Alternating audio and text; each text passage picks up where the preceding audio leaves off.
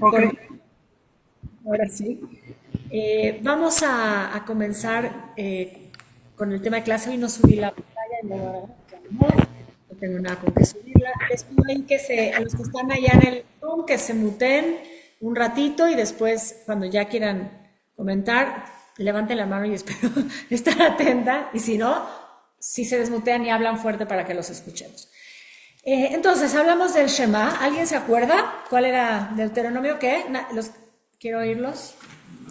No, no sé. Deuteronomio.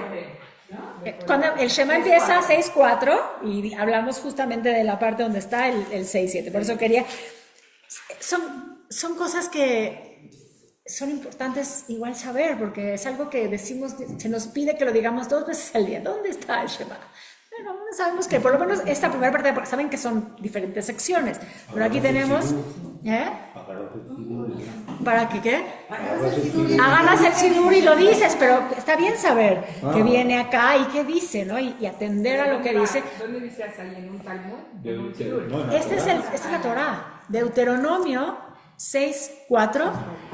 Shema Israel Adonai Eloheinu Adonai Echad, ve'ahavta et Adonai Elohecha bechol levavcha ubechol nafshecha ubechol meodecha, ve'ayu devarim ha'ele asher anochim etzavcha hayom al levavchem, veshinantam levaneja vedibarta bam beshivteja bebeiteja belefteja. Que eso es de lo que vamos a hablar, que justamente es ahí, cuando empieza diciendo el Shema, veshinantam levaneja.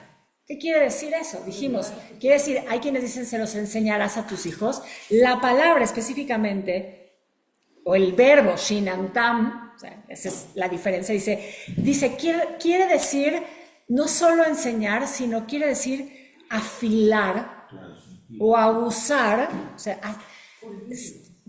tiene que ver un poco con esta idea de pulir, ¿sí? Que refiere a que no solo tenemos que transmitirle o enseñarle la Torá a nuestros hijos, sino significa darles herramientas para vivir una vida basada obviamente en la Torah. Entonces, esa idea de que esto tiene que ver con afilar es como un poco lo que hemos hablado aquí del shayereo.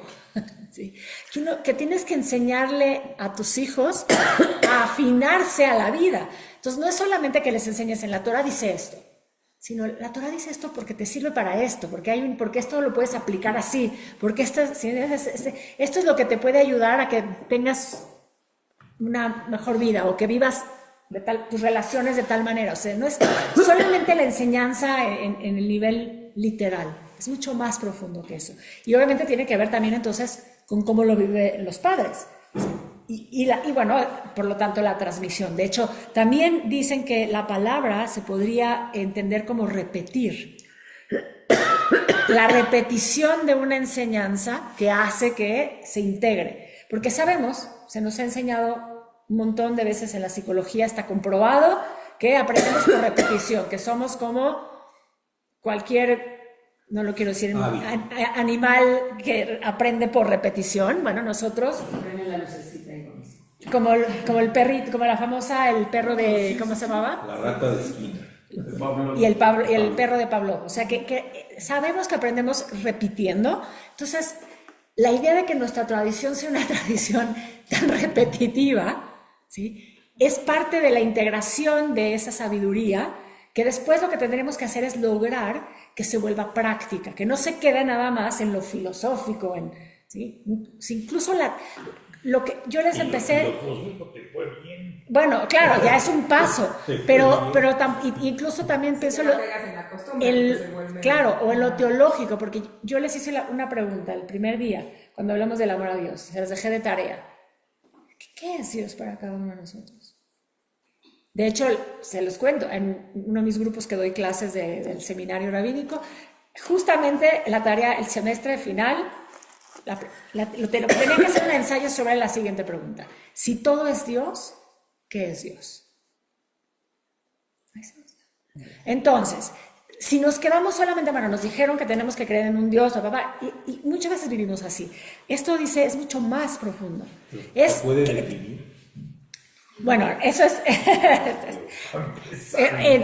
para eso hay que hacer un ensayo que les pedí de 5 o 6 hojas, para que por lo menos lo reflexionen y lleguen a que a lo mejor no lo van a poder definir, pero por lo menos te hagas la pregunta y entonces te cuestiones cosas. Ese es el punto. Yo creo que va por ahí la idea de Shinantam, Beshinantam, Levabeja. O sea, que vas a que los avispes, los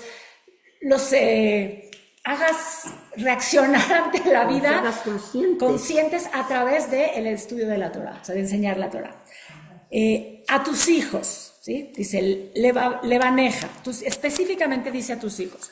Pero obviamente lo sabes y lo dijimos la semana pasada, un poquito pasamos por ahí, de que para algunos también esto aplica para los alumnos incluso, ¿no? Que aunque literalmente dice a tus hijos, hay en el judaísmo una idea de que un alumno es también como un hijo al que tú puedes ayudarle a eso, a tener herramientas en la vida a través del estudio de la Torah. Y después la metodología que dice el Shema. Bedibarta bam, ¿sí? Y hablarás de ellas, está hablando de las palabras de Torah, que ya es lo que dice antes, el versículo anterior, ¿sí? Y entonces vas a hablar de ellas, ¿sí? ¿Qué quiere decir? Que tiene que ser una plática, que tienes que entrar en esta dinámica con tus hijos, que tienes que en el ideal, que te sentaras y compartieras con ellos, ¿sí?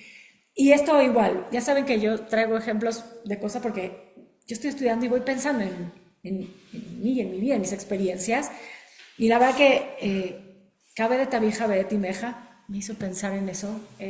Mi papá, desde que yo me acuerdo, la comida de los domingos siempre era una comida en donde había historia, geografía, tradición, o sea, él venía y empezaba a hablar de un tema. Y nos empezaba a hacer preguntas. Y hay una que sí es totalmente de historia de México, ¿sí? Que siempre, cada cierto tiempo regresaba a ver si nos acordábamos. ¿Quién fue el primer presidente de México? Guadalupe Victoria. Guadalupe Victoria. Bien, tiene 10. Bueno, a lo que... Fíjate que... se me olvidó. Entraba con sangre. La verdad es que lo estaba estudiando y lo estaba releyendo y decía, mira que gracias a mi papá, porque muchas de las cosas que a lo mejor a veces no me doy cuenta que sé, vienen de eso, vienen de ese momento de él queriendo transmitir algo que nos puede servir. O sea, no importa si... No importa, pero sí es, porque es el hecho de tenerlo consciente, de hacer ese momento de familia, de convivencia y de enseñanza, aprovechar ese momento. Y solo extiendo el paréntesis porque hace unos años atrás, el último viaje que digamos hicimos como juntos, así como todos, nos planeó que cada pareja de un cuarto, que dormíamos así como, o sea, entonces mi esposo y yo, pero mi hija dormía con mi sobrina, mi hijo dormía con mi sobrino. A cada uno le asignó un tema de ese viaje, que tenía que ver con los lugares que íbamos a visitar. Y cada uno de nosotros teníamos que preparar una presentación, como quisiéramos. O sea, desde lo más, sacar una hojita y leer, y obviamente hubo hasta las que hicieron una canción, hicieron, o sea, de eso se trata. Y antes de, o sea, en la noche previa a que íbamos a llegar al lugar, en la cena tocaba exponer.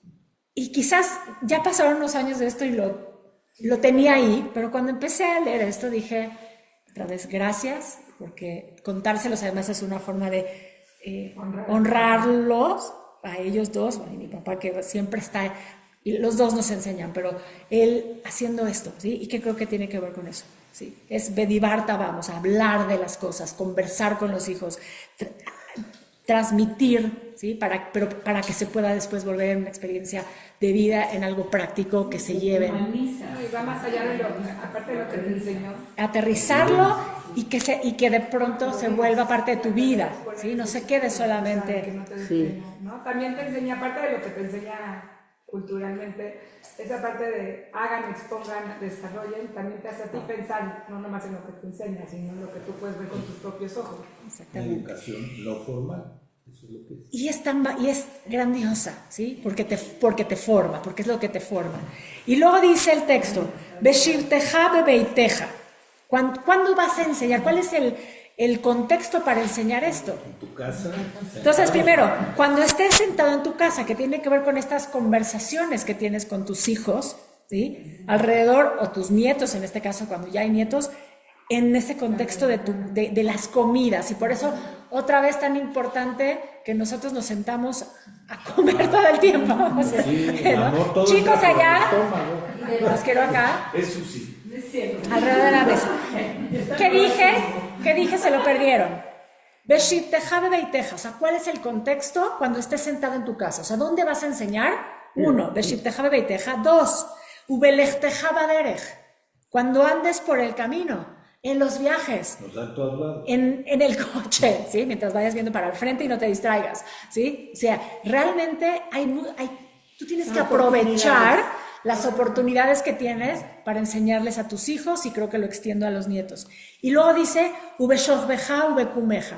Ubeshogbeja, cuando te acuestas, el momento de la noche, el momento de decir, también de enseñar algo. Y otra vez traigo ahora a mi mamá venía y nos decía el Shema antes de irnos a dormir. Entonces yo aprendí a decirlo y nunca me di cuenta que aprendí a decirlo, y luego, claro, cuando mi bobe nos cuidaba, mi bobe me lo decía, claro, entonces mi bobe se lo decía a mi mamá venía en la noche, antes de dormir, antes de decir buenas noches, se sentaba y decía, el Melech Shema Israel.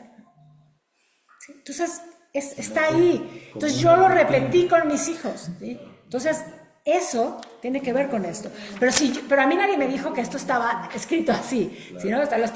Lo estoy reviviendo ahora y le estoy encontrando ese significado, y por eso quería compartirlo y no quería dejarlo ahí, ¿sí?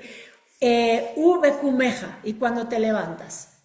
Y aquí viene también una de las grandes enseñanzas, porque todo eso decimos en el Shema, ¿sí? Cuando te levantas, porque ¿qué nos dice la tradición que tenemos que? Modeani. Y Modeani es una fórmula, pero puede ser solamente el hecho de enseñarles a tus hijos que cuando te levantes, tienes todo un día para hacer lo mejor que puedas, ¿sí? Para aprender todo lo que puedas aprender, para dar todo lo que puedas aprender, y también para recibir, ¿sí? Entonces, ¿cuánta sabiduría, ¿sí? En ese momento que estás diciendo que tiene que ver con esa relación de los padres hacia los hijos. Y quería decir una cosa más que encontré, o sea, obviamente yo voy buscando porque de una cosa me voy yendo a otra. Por eso quería no dejarlo tampoco en el Talmud. Porque en el Talmud también, ¿sí? Dice cuáles son las obligaciones de un padre hacia un hijo. Y si hablamos del amor, normalmente hablamos que no lo pondríamos en la categoría de obligación, y sin embargo, sí hay algo en el judaísmo de que esa obligación tiene que ver con un acto de amor, una forma del amor, ¿sí? Dijimos que el amor puede ser definido de muchas maneras. Entonces, el Talmud, específicamente, Tratado de Kiddushin, 29a, porque yo sé que ya saben, ya no voy a hacer el chiste, ya saben qué opino al respecto, ya veo buscando. 29a. ¿Sí? ¿De qué tratado? Masejet Kiddushin. Muy bien. Dice el texto lo siguiente: el Talmud discute las diversas obligaciones que tienen los padres. Entonces dice, su padre está obligado con respecto a él, al hijo, 1, a circuncidarlo, a redimirlo, si es primogénito, el Pidyon Aben, a enseñarle Torah, que regresamos a la idea del Shema, a casarlo, sí tengo que decir que dice casarlo con una mujer, pero bueno, hay que entender el contexto, enseñarle un oficio, y el Talmud dice tal cual, y hay quienes dicen que también es obligado a enseñarle a nadar. Para sobrevivir. Más que caminar. Más que a nadar. Sí, Caminar es natural, caminan, se caen, es más difícil que les pase algo. Nadar es supervivencia. Fíjate qué interesante. Entonces, este amor se traduce en muchas de estas formas para el Talmud. Hay que entenderlo otra vez dentro de su contexto, ¿sí? Eso es en el tratado de Kiddushin. De Kiddushin, ajá. Entonces, sin circuncidarlo, y sé que ahí, cuando lo empecé a estudiar, dije, ahí tengo un tema, porque hay alguien que tuve aquí en algún momento unas grandes pláticas con respecto al tema de la circuncisión de los niños. ¿Por qué? Porque el niño no le estás preguntando, no tiene libertad, libre albedrío, alguien lo decide por él y estás mutilando. Mutilando.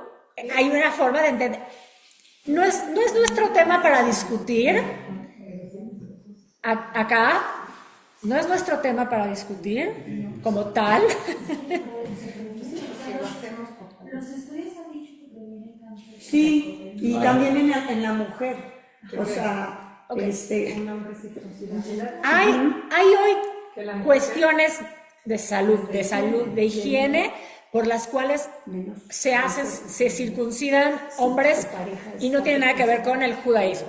¿Se sabe? Sí. Pero Hay medida muchísimas. En los hospitales se pregunta si se quiere hacer porque se explica por qué. Entonces, podríamos entrar en, no digo no necesariamente.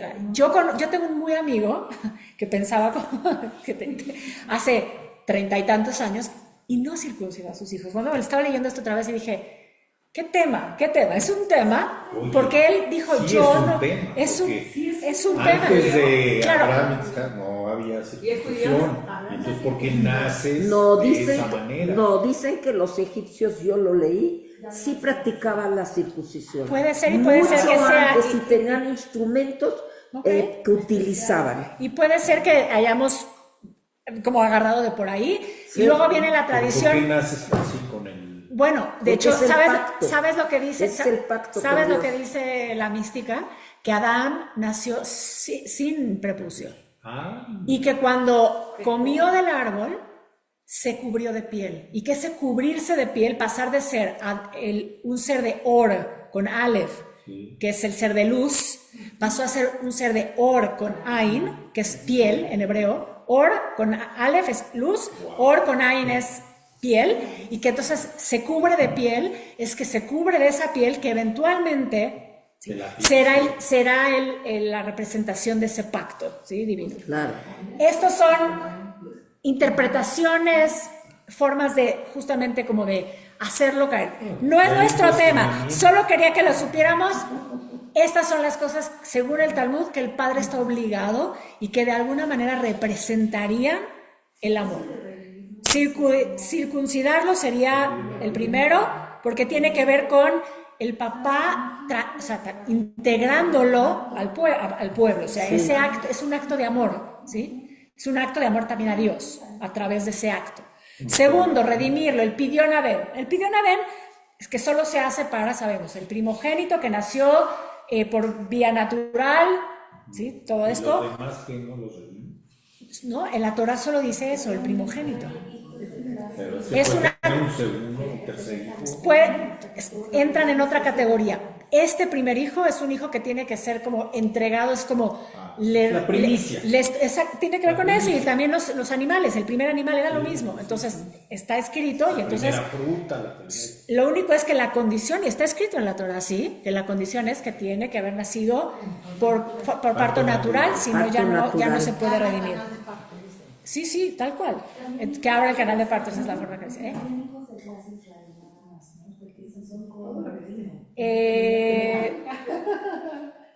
Ahí sí me declaro, no sé si específicamente, y si alguien quiere preguntar a ChatGPT, sí, yo como de, es que yo no lo puedo hacer todo al mismo tiempo. Regresando acá, pero a ver. Mi suegra era Cohen. Ajá. Ella no hizo Pidyon Aben porque ella era Cohen. Pues pero lo que ya está- mi esposo ya no es Cohen, ya Perdió, sí. pertenece del lado del padre, entonces Sí. si hubiera Ok. sido varón, Ok, ahí está. Sí se dieron la Si eres explicación. hijo de Entonces quiere decir Cohen, que no. sí, el Cohen no. si eres hijo de Cohen, ya sea hombre o mujer. Enseñarle Torah, ya vimos, ¿sí? Que tiene que ver con enseñar valores, ¿no? Valores, entregar sabiduría, transmitir sabiduría. Casarlo, que era el otro, ¿no? Que es interesante, porque tiene que ver con darle la oportunidad, o sea, tiene que ver con la continuidad, otra vez con la tradición. Entonces, un acto de amor, ¿no? Es pensar que quieres que tus hijos sí sean parte también del pueblo y sean parte de esa continuidad, de esa línea. Y enseñarle un oficio, obviamente, pues Enseñarle a trabajar. Enseñarle a ganarse el sustento, o sea, eso es imagínense, ¿no? Qué lindo, otra vez igual, ¿no? Pensemos, es algo que parecería tan simple y sin embargo está, y luego lo de nadar. Supervivencia. Hay quienes dicen que obviamente, poniéndolo en el contexto, en un mundo donde había muchos espacios de agua, porque tenemos un mundo 70% acuoso, ¿no? La idea de sobrevivir a un momento de, o sea, se movían de viajes esos. Bueno, no creo porque normalmente tienen un cierto piso, una máxima, una estatus. Sí alcanzas pisando, pero no, se refiere a eso, a poder sobrevivir. Entonces, nada más como para cerrar este tema, el amor se expresa también a través de estos actos, porque para el judaísmo el amor es activo, es acción, ¿sí? No es solamente algo que se dice, no es solamente lo sentimental, ¿sí? Es la acción que uno hace con un otro, ¿sí? Y lo hablamos de esto al principio. Y hablando de lo que uno hace por un otro, uno de los actos de amor en la Torá es la bendición. La bendición de los padres a los hijos. Y entonces, yendo a la Torá, ¿a quién les viene por ahí a la mente? Padre. A todo el pueblo. Ok, esa es una. Padre e hijo específicamente. Abraham, que sabemos que hay una bendición, así que literal, brajá tal cual. Una cosa es que que hay una relación, pero bendición como tal, no son tantas. Yitzhak, a sus hijos. Y esta es una historia interesante, exactamente, lo acabamos de leer, acabamos de pasar por esta parashá de la semana antepasada. ¿Qué pasa? ¿Qué pasó con esa bendición? Acuérdense la historia. Eran dos hijos gemelos, Jacob y Esaú, y entonces le va a dar la bendición del primogénito, que es Esaú, y la mamá le dice que se cubra las manos con piel como para decirlo, porque Isaac ya estaba ciego. ¿Sí? Y le da una bendición. Ahora, la vende, ¿no? Le vende la primogenitura. Le vende la primogenitura, quiere decir que de alguna forma ya se la vende. Entonces, en realidad, no es que le estaría robando. Él accedió. Pero Isaac, cuando se le acerca el hijo, en teoría, al hijo que le está dando esa bendición, es a Esaú, no a Isaac. Aunque haya habido... Él pensó que tenía que ser Esaú. La teoría dice que sí, porque él piensa que es Esaú.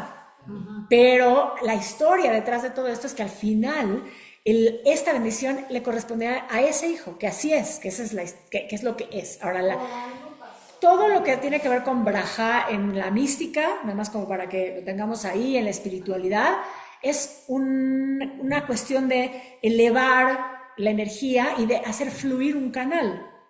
¿Sí? Entonces, cuando tú bendices algo, lo que estás haciendo es permitir que fluya la energía. El flujo divino, la shefa que le llamamos en términos de hebreo y en términos de Kabbalah, y lo usamos en general en la tradición. Shefa es la abundancia divina o el fluido divino. ¿Sí?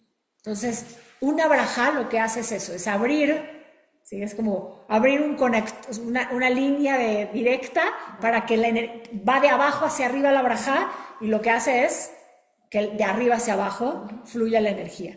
Entonces, más allá de la historia bíblica en sí, también tenemos la brajá de los Kohanim, pero tenemos esta brajá directamente del padre al hijo.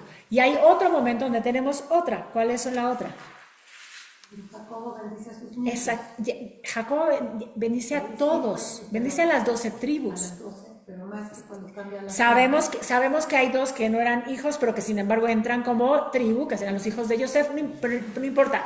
La idea es que otra vez está haciendo lo mismo. Entonces, lo que está haciendo es ser ese canal a través de esa bendición para que fluya en ellos lo que tiene que fluir. Hay algo lindo que encontré con respecto específicamente, a ver si porque no sé si lo encuentre rápido, pero que decía sobre esta idea de que no es que él les diga cuando los está bendiciendo lo que les va a pasar como tribu a cada una, sino que él está viendo O sea, el hecho de decir la braja que le corresponde a cada una de estas tribus es hablar de lo que ya es, o sea, que ya es un hecho. Simplemente lo que está haciendo es abrir para que ese flujo funcione, se ponga en movimiento y pase. O sea, es un amén, ¿entiendes? Pero en realidad ya está definido lo que cada uno de, así como los hijos, y por eso, aunque uno le vendió al otro y pensarías que se equivocó Isaac en darle la bendición porque no es el primogénito, sabemos que finalmente es lo que correspondía. Ahí lo que dicen en algunas historias sobre la mística, dicen que Rebeca era la que tenía la profecía. Y porque Rebeca tenía esa visión fue que ella sabía que el que tenía que recibir esa braja era Isaac y no era Jacob y no Esaú. Sí, bueno, hay muchos temas alrededor de esto, pero bueno. Shefa es abundancia. Entonces es un término que se usa para hablar del fluido de Dios a su creación.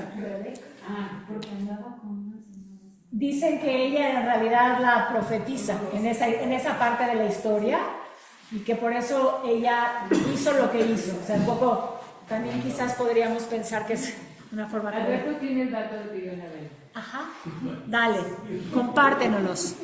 No, que sí tiene que ser de Israel. Israel, porque gracias. Los Leví, los Kohanim ya están redimidos por esta. Ya están entregados a Dios, ya es su trabajo. Mis reportes. Gracias, y gracias Marian que tenía esa sabiduría ya integrada en ella. Quiero nada más, porque esto quedó medio un poquito, ahí como, no sé si quedó afianzado, y antes de entrar al tema realmente de la clase de hoy, quiero volver a delinear un poquito el tema de los Partsufim. Sí. Porque todo esto tiene que ver con una visión de que la familia, ¿sí?, existe en lo espiritual, la familia existe en el plano material, que es la familia de la que estamos hablando. Entonces, cuando hablamos de los padres, tiene que ver con esa shefa, con esa energía que fluye, y lo interesante que hablan los místicos y toda la idea esta de los Partsufim, Isaac Luria lo que dice es que si nosotros entendemos que todo lo que hacemos tiene que ver con lo que sucede arriba, entonces estamos influyendo en lo de arriba para el verdadero tikkun, porque el tikkun o sea, la reparación que tenemos que hacer del universo no es aquí. Sí, es a través de lo que hacemos aquí para reparar allá. Entonces, reparar un vínculo con un padre en este plano es reparar un vínculo en el Partsuf Abba, ¿sí?, que se fragmentó en su momento, ¿sí? Más o menos, sí. ¿Dónde es arriba? Arriba, porque aquí hay una cuestión en el mundo, en los otros planos del universo, arriba o abajo, afuera o adentro. En el otro plano, se refiere en el origen, en la raíz. No, en la raíz. Acuérdate que la raíz es cuando decimos arriba es porque tenemos este modelo, que es lineal. Pero si tú lo pones, ya lo hemos dicho, si tú lo pones así, esa es la raíz. Es en afuera. Aquí es afuera, pero afuera es lo más cerca al Ein Sof. Entonces es lo más cercano a la raíz. Entonces lo que tú tienes que hacer es, estás corrigiendo hacia la raíz. Nosotros estamos corrigiendo en la esencia. O sea, nosotros somos el primer círculo hacia afuera. En realidad, este es Malhut. Y así van. Entonces el último sería Keter, que sería lo más cercano al Ein Sof. Nosotros estamos corrigiendo lo más cerca, o sea, cuando corregimos aquí, lo que estamos haciendo es corregir hacia allá, si no lo quieres ver lineal. Como las ondas de cuando avientas una piedrita al mar. Ok, que se hacen ondas expansivas. Ese es el modelo, esa es la idea. El impacto que tiene lo que tú haces, que se genera como una expansión, eso es lo que estamos haciendo. Entonces, refinar, shayerear una relación con un hijo o una hija o un padre o una madre, o los hermanos, porque es entre Serampin y Nukua, por eso nada más quería como afianzar los términos para que los volvamos a ubicar acá. Entonces, Atik Yomim. quedamos que aquí Atik Yomim, que es como toda la información, es como ¿Alguien ha escuchado hablar en otras tradiciones de los registros akáshicos? Sí. Sí, Hay algunos que comparan como ese tipo de cosas con esto, ¿ves? Vienen de la India y demás. Es una idea de que hay una información global, una información Claro. global como humanidad. O sea, hay una información que está ahí como, donde está la información de todo, de todo. La nube. ¿Sí? La nube, la gran nube. Y todos tenemos algo o sea, todos estamos conectados con esa información. Y tu información de alma está ahí. Entonces es la misma idea, porque si todo tiene la misma raíz y todos venimos de esa alma universal, es una como comparan estas ideas, ¿sí? Entonces tenemos aquí Arihampin, que son como la información antigua, que es donde está como toda la información que del Ein Sof después se va a manifestar. Pero ¿cuál es el universo de la manifestación? No es el Adam Kadmon. No. El universo, cuando ya se empieza a manifestar, que ya se vuelve semilla, para traerlo otra vez a un término más práctico, es aquí. Aquí está la semilla, ¿sí? La semilla que contiene esto para que esto se pueda llegar hasta la manifestación. Dice Atiyem. Atik Atik Yamim. Yomim, el anciano de los días. Y el otro es el rostro mayor. Son términos que usó Isaac Luria para poder tratar de definir. Incluso, de hecho, hay alguna vez en algún libro, no me acuerdo cuál de todos, pero es muy complejo este tema.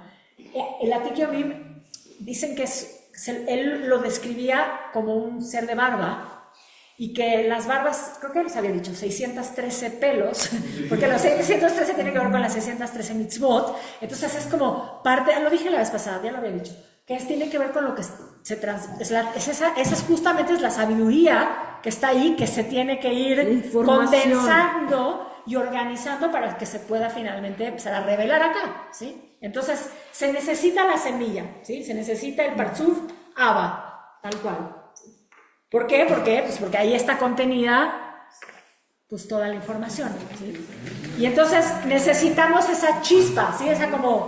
Ese semilla o chispa, ¿sí? Pero la única forma que esa semilla o chispa se empiece a desarrollar es a través de un útero.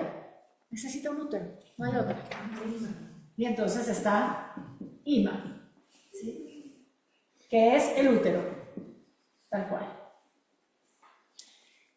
Y aquí viene otro de los términos que me gusta volvérselos a repetir porque es lindo, ¿sí? Que después, ¿qué pasa para que esta relación finalmente se dé en hijos?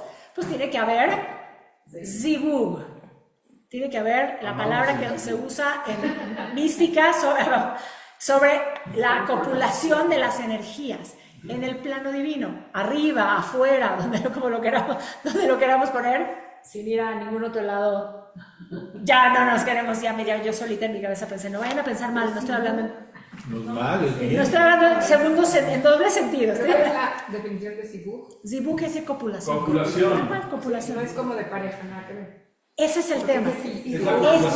Es justamente la copulación en las energías, que sí que tienen que unirse esas energías, como cuando hablabas otra vez de que decíamos que esto está sucediendo en el Ein Sof.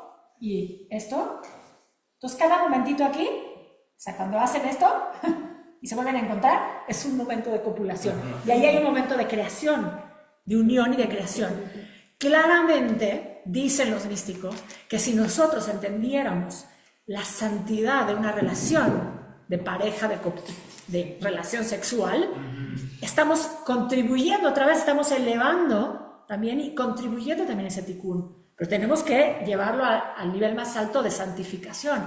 Y por eso todo el proceso de la mikve, y por eso todo lo que hay de conciencia alrededor del tema. Eso lo vamos a ver y lo vamos a retomar cuando hablemos del amor de pareja. Mientras tanto, ¿sí? que sepamos que Abba y Ima copulan. Claro. ¿Sí? Zibugean sería como el término.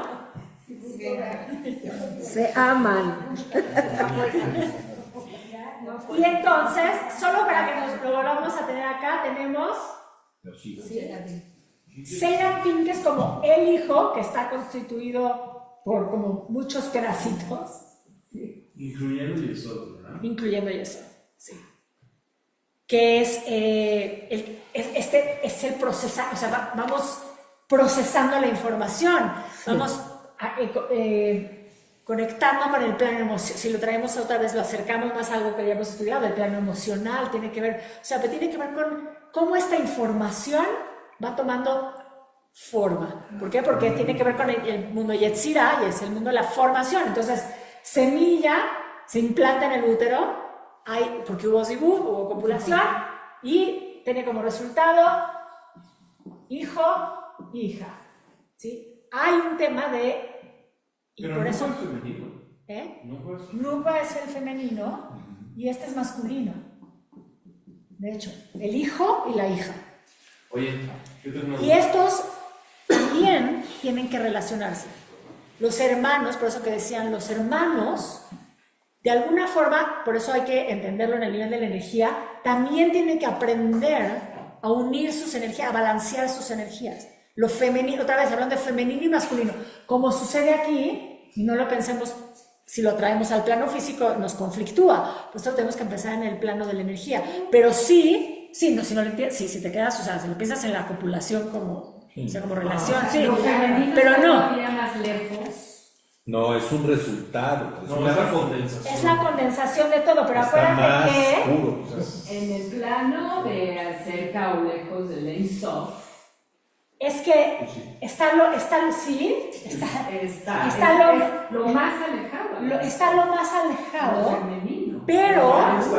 pero cuando se equilibra es lo que va a regresar.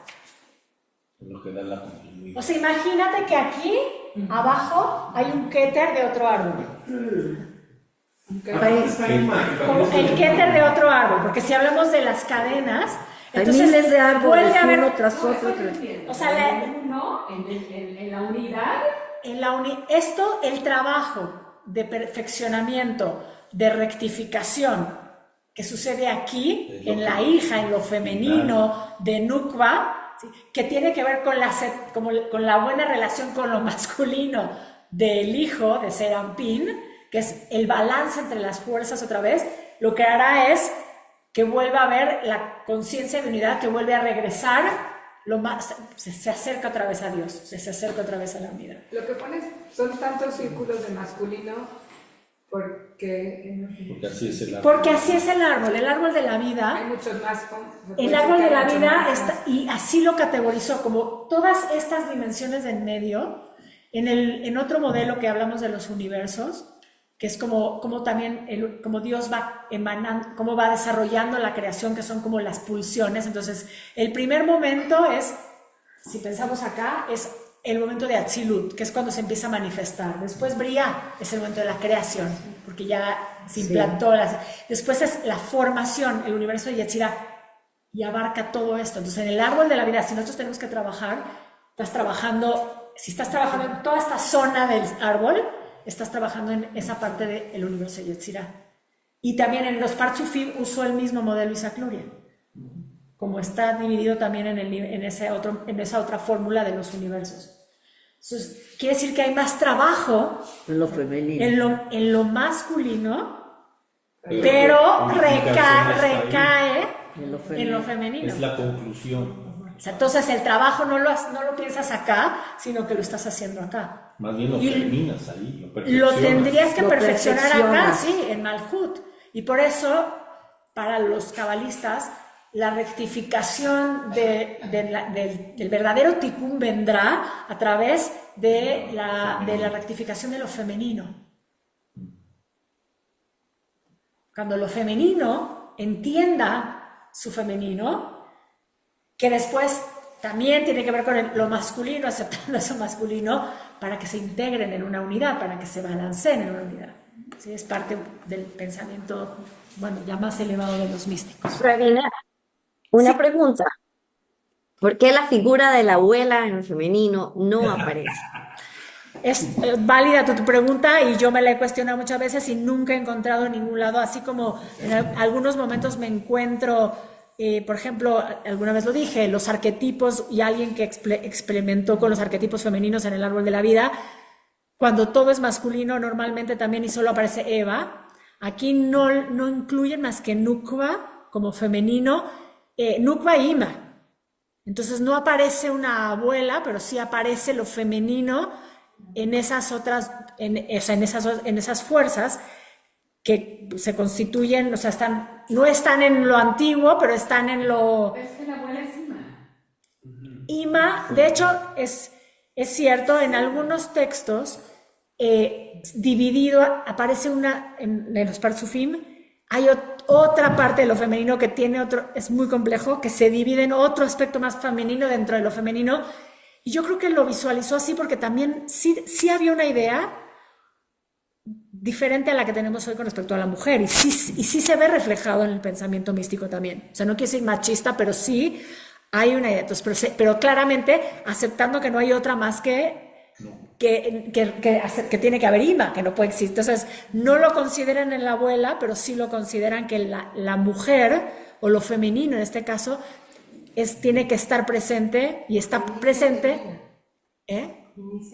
Inicia en lo femenino y termina en lo femenino. Entonces ahí es donde viene la fuerza, digamos. Pero debería, o sea, sí, porque en otras tradiciones antiguas siempre se habla de la mujer, de la abuela. La mujer abuela es la que es la sabia. En muchas tradiciones autóctonas de lugares, no es el abuelo, es la abuela, es la mujer, la idea de la mujer sabia, y que está conectada como a la esencia, a la raíz. ¿Otra vez? ¿Lo de Rivka otra vez? Bueno, por eso Rivka es uno de esos personajes que tiene que ver con eso, sí. Mira, que era sabia. Y bueno, dicho lo dicho, sí, los hermanos tienen que trabajarse, tienen que aprender a relacionarse, y vamos a empezar a hablar sobre el tema. Vamos a hablar de cuál es esa primera relación de hermanos, que no es una relación que termina de manera tan positiva. O sea, en realidad hay el primer fraticidio, que es decir, asesinato a un hermano al otro. Y sin embargo, me permito y me tomo el atrevimiento de unos minutitos. Vamos a hablar de los hermanos y del amor, a final de cuentas, entre hermanos. Y quisiera entonces dedicar a partir de ahorita esta clase a Israel y a Boris, que, bueno, dos hermanos que fallecieron con un mes de diferencia, ambos primos de mi papá. Y que bueno, nos dejó a todos un poco con una pregunta muy grande. O sea, ¿por qué estos dos hermanos se fueron así, uno después del otro? Y bueno, honrando su memoria, yo oía las palabras tanto en la primera levaya como en la segunda, de los nietos, de los hijos, y bueno, sin conocerlos tan de cerca, habiendo sido parte igual de mi vida y haber oído más a través de mi papá sobre todo y mi mamá sobre ellos, eran personas de bien, personas que dejaron un gran legado, que fueron personas que estuvieron siempre trabajando, sobre todo hoy lo escuchamos, para la comunidad. Yo nunca había visto tanta gente en el panteón como vi hace un mes y como volví a ver hoy, y eso, bueno, es lindo porque es lo que se queda, y la relación que tenían ellos y con sus hermanos, que gracias a Dios, bueno, hoy están aquí, y que bueno, pues, los van a echar de menos, pero tendrán que seguir honrando su enseñanza. Eran los hermanos mayores. Así que bueno, quería prenderles unas velas, Lilu Nishmat, Israel Ben Abraham y Baruch Ben Abraham. Y bueno, eso. Así que vamos a hablar de los hermanos. Pero bueno, mientras hago esto.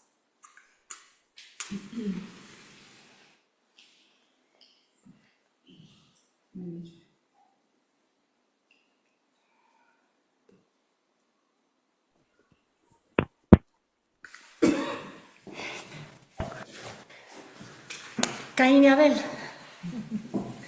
El odio. Es interesante este texto, que es un texto muy pequeño, pero muy poderoso dentro del principio de la Torá. La mayoría de las veces nos saca de centro, porque ¿cómo explicas que dos hermanos tengan una especie de desacuerdo al grado de llegar a que uno mate al otro?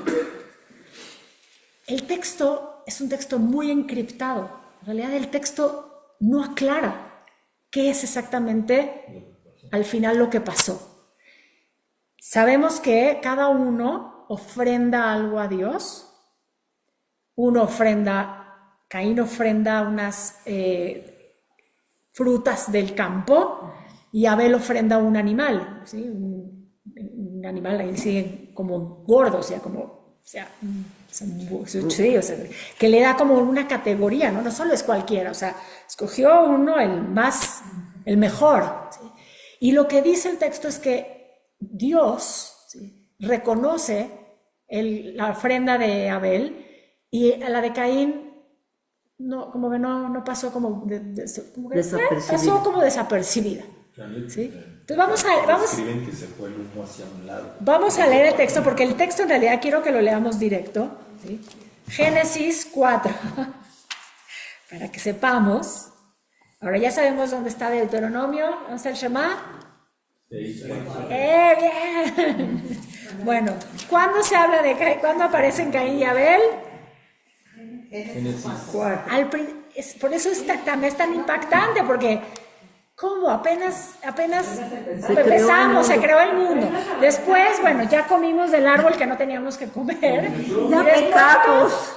Tienen estos, Adán conoce a Javá y de pronto, pum, estos dos hijos que aparecen de esa relación, al poquito, ya acto seguido, casi punto y seguido, uno mata al otro.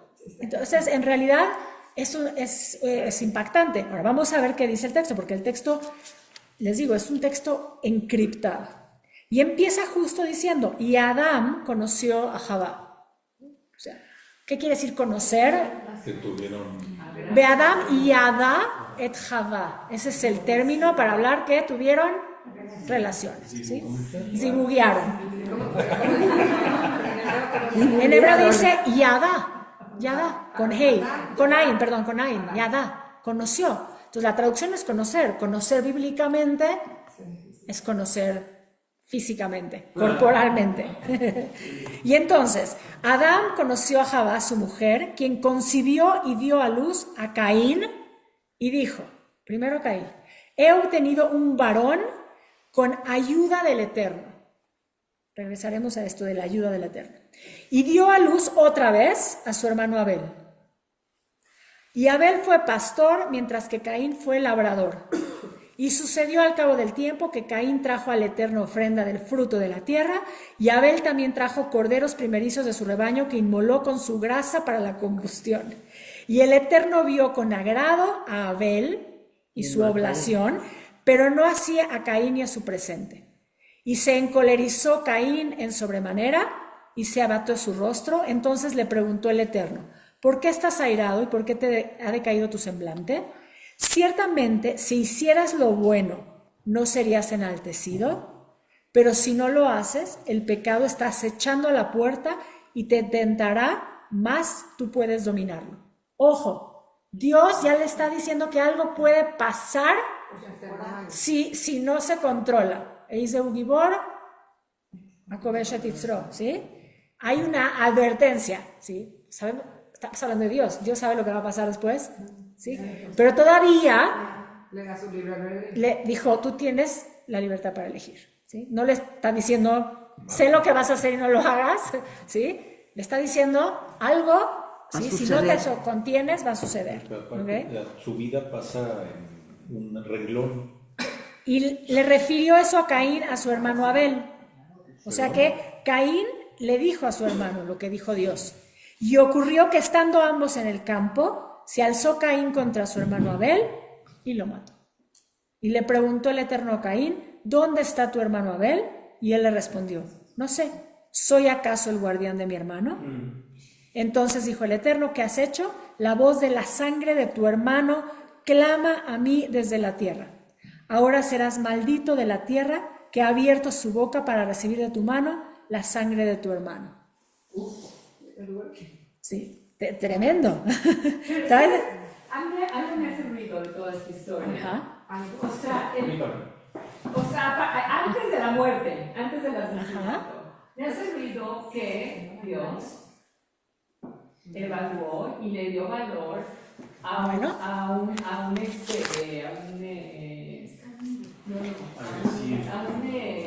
ofrenda. Ajá. Que cada uno ofrendó lo mejor que tenía y de lo que a lo que cada quien se dedicaba.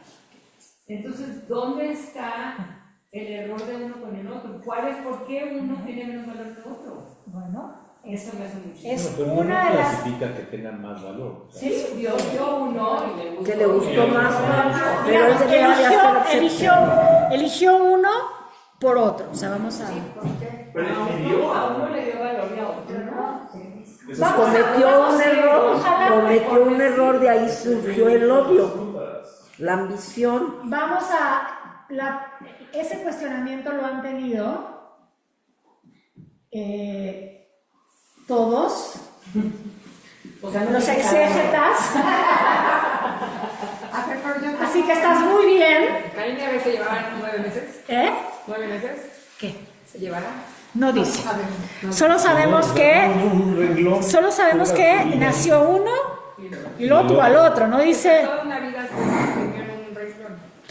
Sí, no, y no, definen nada. pero para que vean, o sea, ¿A qué se dedicaron? toda la historia, sí, sí, that's it. De hecho, lo único que termina diciendo después es cuando labres la tierra, ya no te dará más su fuerza, vagabundo y errante serás en la tierra. Y respondió Caín al Eterno, grande es mi castigo para ser soportado. He aquí que hoy me has arrojado de la faz de la tierra y de tu rostro he de ocultarme. Seré vagabundo y errante en la tierra y sucederá que cualquiera que me encuentre intentará matarme. Y todavía Dios le dice, pero le dijo el Eterno, ciertamente cualquiera que mate a Caín, o sea, él dice, ojo, ¿sí? Será castigado 7 veces, entonces lo está protegiendo. Y puso el Eterno a Caín una señal para que no lo matara cualquiera que lo hallaran. Y huyó Caín de la faz del Eterno y se estableció en la tierra de Nod, al oriente del Edén.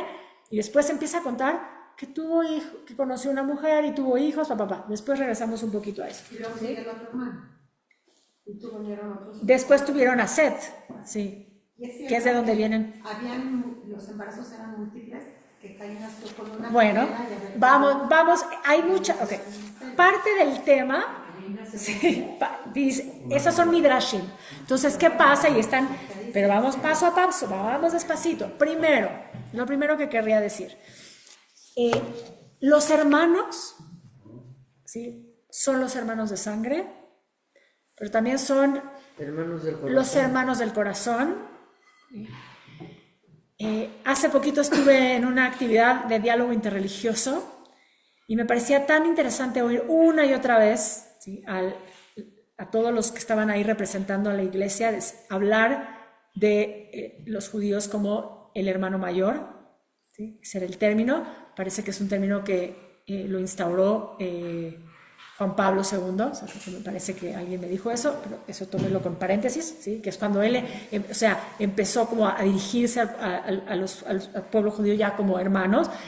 Todo esto a partir, obviamente, de un documento que se cumplieron ahorita, me parece que fueron 60 años, o 50 o 60, 50. ¿En Turquía? No, de un documento de la iglesia, solamente estoy dejando ahí, por si a alguien le da curiosidad, un documento del segundo concilio ecuménico, con un documento que se llama Nostra Aetate, ¿sí? Que es nuestro tiempo o nuestra era, que es un documento en donde Pablo, él era Pablo XIII, Pío XIII, no sé cómo se llamaba el Papa, perdón, o sea, no todo lo puedo retener, pero escribe específicamente un documento en donde se legaliza, digamos, porque es un documento formal de la iglesia, que los judíos no son responsables de la muerte de Jesús, etc. Entonces se abre, digamos, como este diálogo para que se restaure, claro, ahorita se cumplieron yo creo que fueron los 50 años del documento, y eso cambió por completo mucho del discurso, ¿sí?, de la iglesia. Eso no quiere decir que siga habiendo otros discursos, pero estando interesante en este evento de diálogo, que sucede frecuentemente y que es una parte muy importante, de hecho, para que también sepan específicamente de los movimientos liberales, el movimiento conservador tiene como uno de sus estatutos, el movimiento masortí judío, ¿sí?, de mantener justamente este diálogo interreligioso. Entonces hablan de los hermanos mayores, nuestro hermano grande. Entonces, bueno, esa idea de que los hermanos es mucho más que solamente el hermano de sangre, ¿sí?, sino que en realidad es todo aquel con el que compartes. Gracias. Pablo VI en 1965. Gracias. Sí, sí. Sí, de hecho se murió antes de que se acabara de firmar, me acuerdo también del...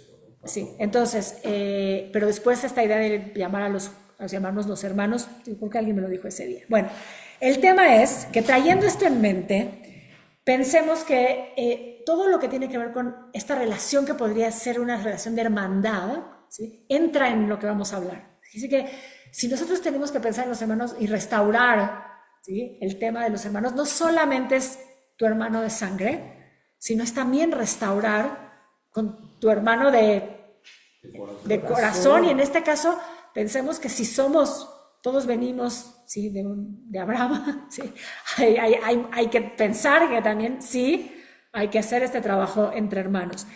Y hay una idea muy linda en el judaísmo que seguramente todos han escuchado, que es Kol Israel Arevim Ze Laze. ¿Saben qué quiere decir? ¿Lo han escuchado? Todos somos responsables unos de los otros. Trayéndolo a la mística, trayéndolo a la idea de la rectificación del tikkun, todo el tiempo, todo lo que hacemos, ¿sí?, impacta en los otros.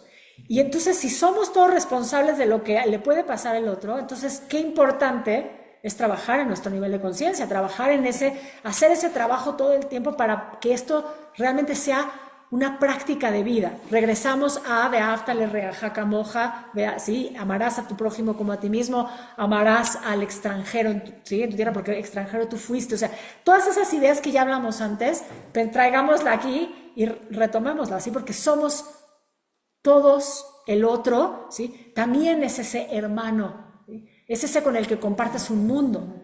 Entonces, este principio de Kol Israel Arevim Ze Laze, de todos somos responsables los unos por los otros, es algo que deberíamos de tener consciente todo el tiempo, en la mente todo el tiempo, y aplicarlo en la vida diaria. Y ahí es donde, bueno, como siempre abro preguntas para que se cuestionen y lo vean cómo se relacionan con ese otro mundo, más allá de nuestro mini mundo chiquito, ¿no?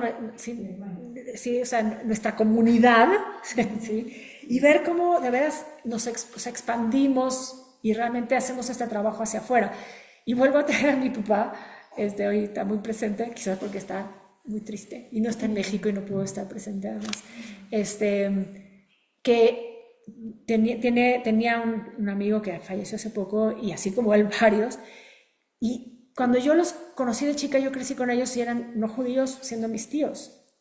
Y sobre todo uno de ellos que acaba de fallecer, o sea, yo cada vez que lo vi, siempre era mi tío, ¿sí? Y yo pienso en esto, pienso que cuando uno realmente amplía la visión y entiende lo importante, los verdaderos valores que tienen que ver con lo humano, no hay esas diferencias. Y entonces ese también era su hermano.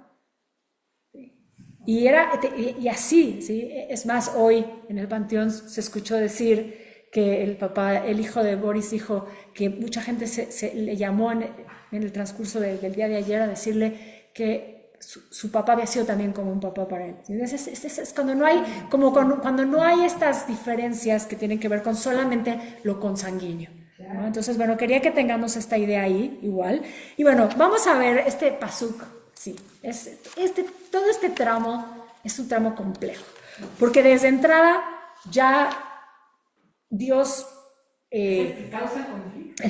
parecería Parecería. que Dios es el que causa el conflicto, y como si es un conflicto, o sea, si tú lo lees el texto, nos conflictúa a todos, entonces los sabios empiezan a tratar de explicarnos.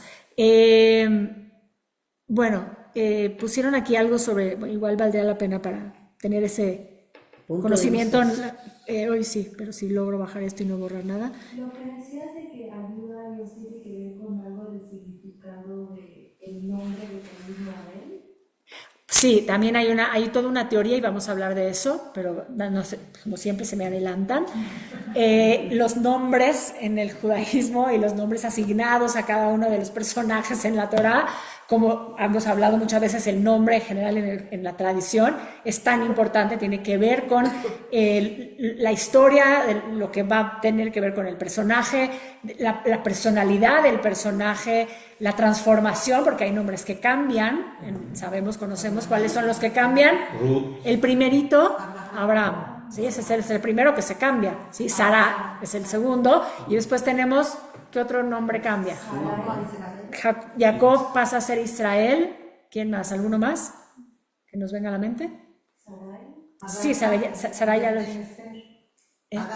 Bueno, en el Tanaj tenemos que Esther no es un nombre, se supone que su nombre es Adasa, sí. Pero bueno, entonces vamos a regresar a el texto. Primero, tenemos el primogénito.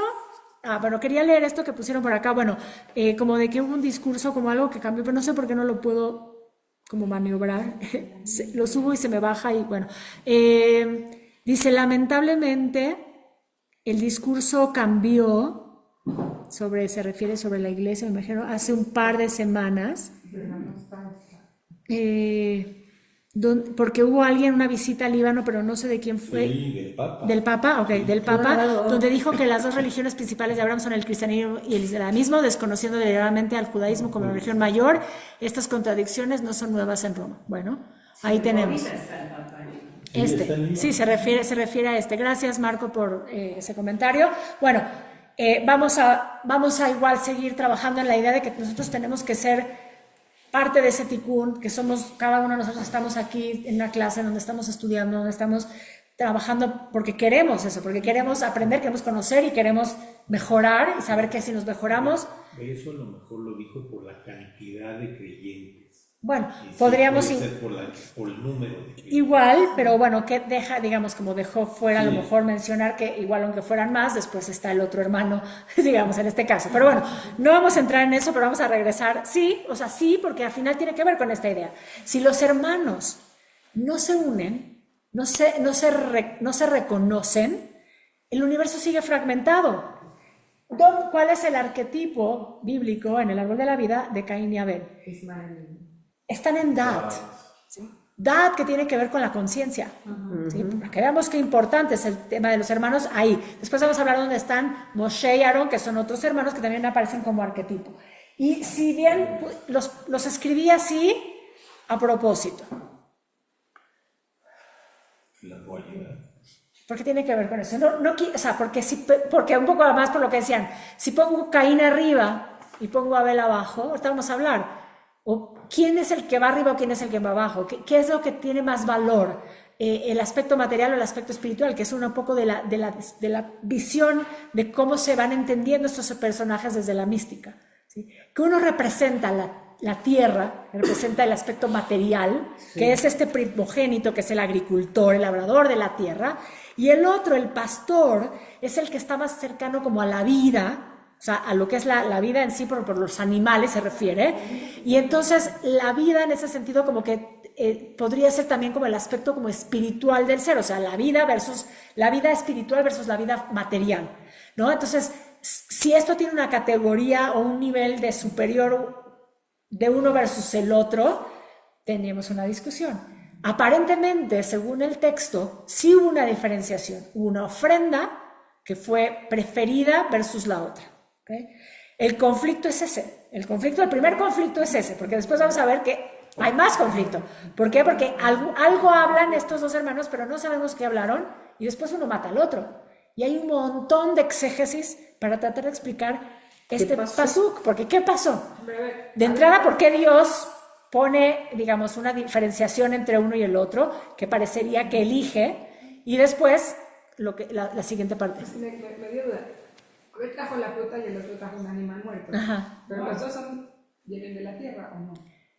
Bueno, si lo quieres pensar que todo lo que Viene de la existe en tierra. este ¿Cuál mundo, era el que cosechaba? el que cosechaba era el que era sí, el labrador de la tierra es Caín. Sí, le llama labrador, sí, es el agricultor. Sí, y el otro que Y Abel era el pastor, era el que cuidaba los animales. Eso es todo lo que dice el texto. Todo lo que vamos a decir a partir de ese momento es interpretación, ¿sí? Y están las interpretaciones más, incluyendo a Rashi por ahí en algún momento, las más oficiales, y después lo que podamos deducir nosotros, hablarnos, porque al final es eso, ¿sí? Entonces, lo primero, sí están ubicados en Dat. Primero, por la lógica, porque si Adam es el arquetipo de Jochma, y Eva, Javá, es el arquetipo de Binah, o sea, así es como se ubican en este modelo de los personajes bíblicos ubicados en el árbol. Aquí tenemos a Adam, que sería el Partzuf Abba, y aquí tenemos a Javá, a Eva, ¿sí? Hay otros Partzufim bíblicos, nada más porque los que no habían estudiado esto, para que los tengan ahí: Abraham, Yitzhak, Jacob, Aarón,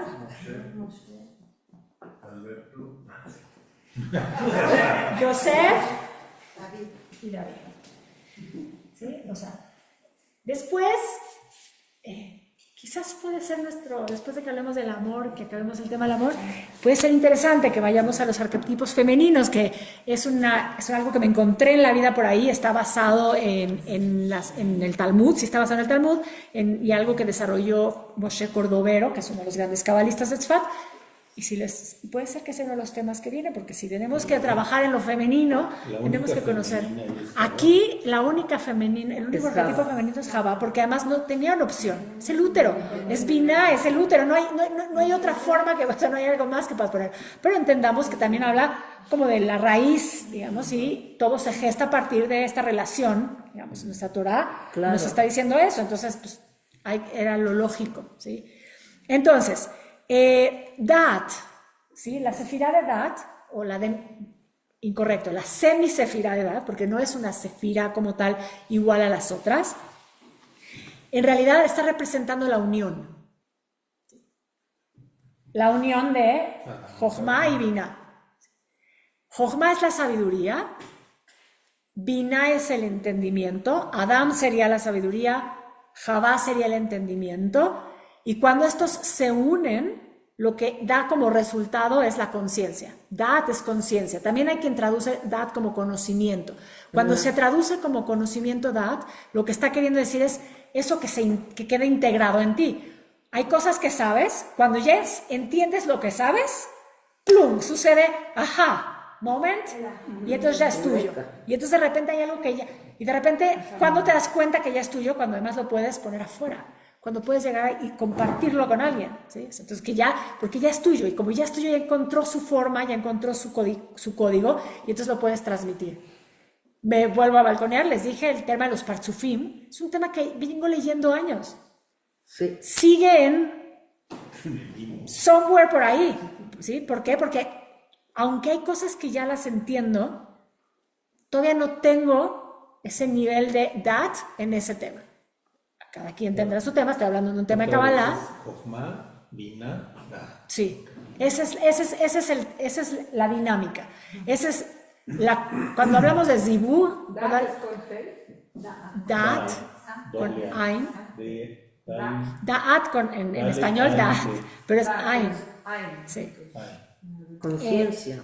Y es conciencia. Y es el Zibur, o sea, cuando se da esa copulación, que sucede en el plano energético, sucede en nosotros, en nuestro cerebro, ¿sí? Porque hay una parte de sabiduría que ya tenemos intrínsecamente, que venimos con ella, pero hasta que no logramos codificarla, encontrar el lenguaje, la organización de esa información, está ahí, pero está ahí sin que tenga ningún efecto. Entonces, solo cuando se logra ese momento de copulación, de zivug, de unión, es cuando se traduce ya en dat, se convierte en dat. Para que veamos, digamos, también lo elevado que es el punto de que Caín y Abel estén representando esa dimensión. ¿Por qué? Porque para los místicos tiene que ver con el trabajo de la conciencia superior, inferior, y no quiere decir que uno sea más que el otro. ¿Por qué? Porque cuando hablamos de edad en su momento, hablamos de que hay cierta conciencia que tiene que ver con lo más cotidiano, que requiere también de un trabajo. O sea que hay cosas que resolvemos en lo cotidiano que requieren de una forma de conciencia, de conocimiento. Que a lo mejor hay algunas cosas que parecerían muy lógicas, pero no pasaron por un proceso. Y está la otra parte de la conciencia que responde a esas otras cosas más existenciales. Pero ambas tienen que trabajar, o sea, ambas son parte de nosotros. Y de hecho hay una parte de la explicación de la mística es que, y lo hemos hablado siempre, una no tiene que invalidar a la otra. Así como la luz, cuando hablamos de Din y de Gesed, no es que voy a irme solamente al Gesed y desaparece el Din. No, hemos hablado que siempre tiene que haber un punto de equilibrio. Por eso los quise poner ambos en ambas, porque no estamos hablando de que uno es superior al otro, tratando de resolver un poco el cuestionamiento mismo del texto que nos puso en una disyuntiva. ¿Dios eligió? ¿Cómo está eso? O sea, ¿por qué eligió uno sobre el otro? Entonces habría que reevaluar y reentender si realmente eso es lo que está diciendo el texto o nos está dando la oportunidad de decir que no tenemos que elegir una sobre la otra, sino que tenemos que aprender a integrarnos en la vida. Sí. Y entonces integrar los pequeños detalles, o sea, vivir como en un libro que leí hace muchos años que se llama El Dios de las Pequeñas Cosas, que me fascina el nombre del libro, era de una escritora india, Arundhati Roy, y me recordaba de ese libro, porque hablaba, o sea, esto como una historia, pero de cómo las pequeñas cosas a veces de la vida se nos van pasando cuando a veces son tan importantes en relación al resto de nuestra historia. Y no necesariamente que te estés preguntando así como, ¿cuál es mi misión? No, a veces tienes que resolver justamente esas pequeñas cositas que tienen que ver con tu día a día, que es lo que te va a llevar a poder después encontrarte con eso otro que tiene que ver con, ¿sí?, tu conciencia más elevada, ¿sí? O sea, bueno, o esa otra conciencia, para no categorizar. Entonces tenemos esas diferencias de conciencia. Quiero decir algo interesante sobre la posición de Dat en el árbol de la vida, ¿sí? Que Dat está aquí como en un lugar y dicen los místicos, ese lugar tampoco es casualidad. Yo sé que he hablado muchas veces del Teom, el Teom de la Torah, ¿sí? En la Torah, el texto de la Torah empieza diciendo Bereshit bara Elohim et hashamayim et haaretz ve'atzat hatohu va'bohu bechoshech al pnei Teom beruach Elohim merachefet al pnei hamayim vayomer Elohim yeyor vayor. ¿Sí? Todo eso es de mis, obviamente, psukim favoritos. Y entonces, el Teom en el Génesis está hablando de ese espacio vacío, ¿sí?, de potencialidad divina, ¿sí? Ahí donde todo está revuelto, quiere decir que hay un contenido, ahí donde todo está oscuro, ¿sí?, en ese abismo, que es el Teom o ese vacío, depende de quién lo traduzca, ¿sí?, ahí hay un potencial, ¿sí? Y entonces lo único que falta es que Dios diga que haya luz. Y haya luz, y es como el ordenamiento de ese material creativo en creación, en nuestra creación. Y entonces, primer día, segundo día, tercer día, ¿sí?, cada día, ¿sí? Hay una idea en el árbol de la vida, ¿sí?, que este lugar, ¿sí?, justamente esta posición en el árbol de la vida de Dat, es el Teom. Está relacionado con el Teom. O sea, quiere decir, le llaman el Teom, le llaman como el paso del vacío para llegar, ¿sí?, al nivel más alto de la conciencia, ¿sí? Que a fuerzas hay un momento en la vida en el que si tú estás trabajando en todo tu trabajo inferior que tiene que ver con tu corrección, eventualmente llegas a te tienes que aventar como a ese vacío, ¿sí? Porque es la única forma de seguir creciendo, ¿sí? De seguir elevándote. Entonces, Dat está ahí, Dat tiene que ver con eso, ¿sí? Caín y Abel, ¿sí? Tienen que ver con, dirían los místicos, con nosotros, estas luchas internas que estamos haciendo todo el tiempo entre lo que creemos que nos cuesta, ¿sí? Y resolver, ¿sí? Que a veces puede ser en las cosas más cotidianas, por eso decía, y después dar el siguiente paso, que es ir a la profundidad, ¿sí?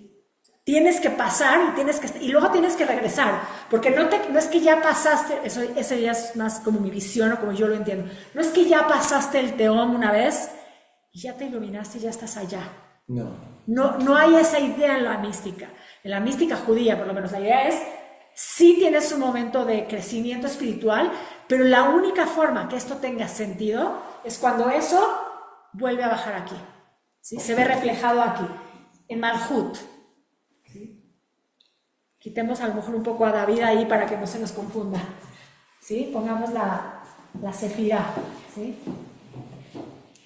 Malhut, que es el reino, que es donde estamos, es donde está nuestro nivel de conciencia, ¿sí? Cuando ya pasó esto es porque se ve reflejado acá, en nuestra vida aquí, en este presente. Te perfeccionaste. ¿Sí? Entonces, esto es, para los místicos, esto es, dicen, descendemos para ascender. O sea, si tú logras entender este modelo, es porque lograste, si llegaste ahí es porque lograste bajar, ¿sí? No, bajar, sí, por eso desciendes para volver a subir, porque si tú solo estás pensando en subir, pero entonces estás entendiendo tu Malhut. Claro, perfecto, por eso. Para que tu nivel sea... Pero entonces todo el tiempo tienes que pensar en que tienes que ir hacia abajo, que es como ir hacia adentro.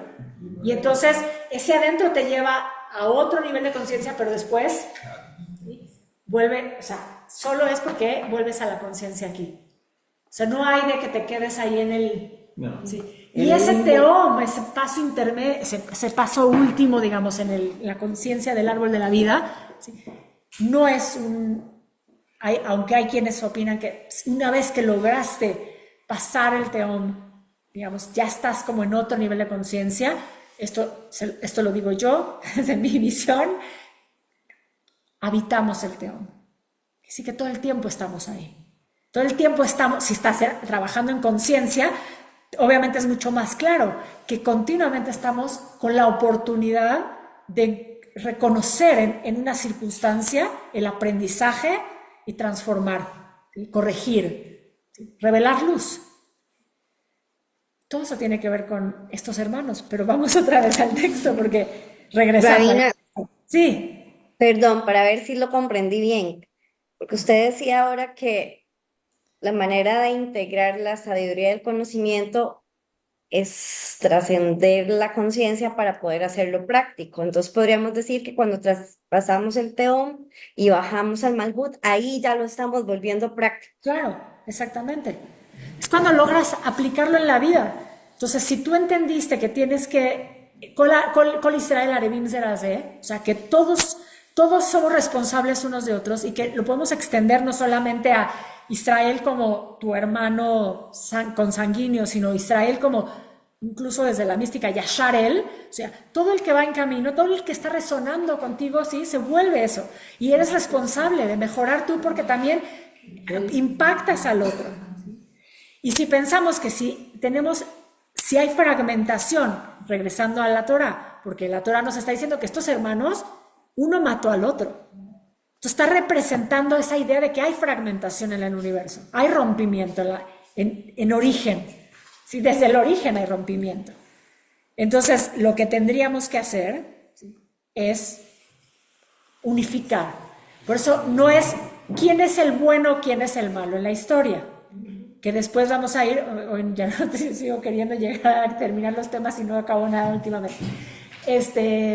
Un poco lo que decía Marianne, esto se los dejo ahí como un spoiler alert, ¿sí? ¿Por qué? Porque los nombres de Caín y Abel, en realidad, y esto es una cosa linda que uno se encuentra, o sea, si les gusta leer, quieren meterse en este tema, este libro lo escribió un profesor mío que me dio muchos años clases de Talmud, hice mi piquillo de Talmud con él, y escribió este libro, y volverás a elevarte, en donde explica justo, primero trae muchas de las diferentes explicaciones tradicionales sobre por qué Caín mató a Abel, cuál es la razón, qué pasó entre ellos en esa insinuación del texto que nos dice que algo hablaron, pero que no sabemos qué es. Y entonces un montón de diferentes teorías, de diferentes exégetas.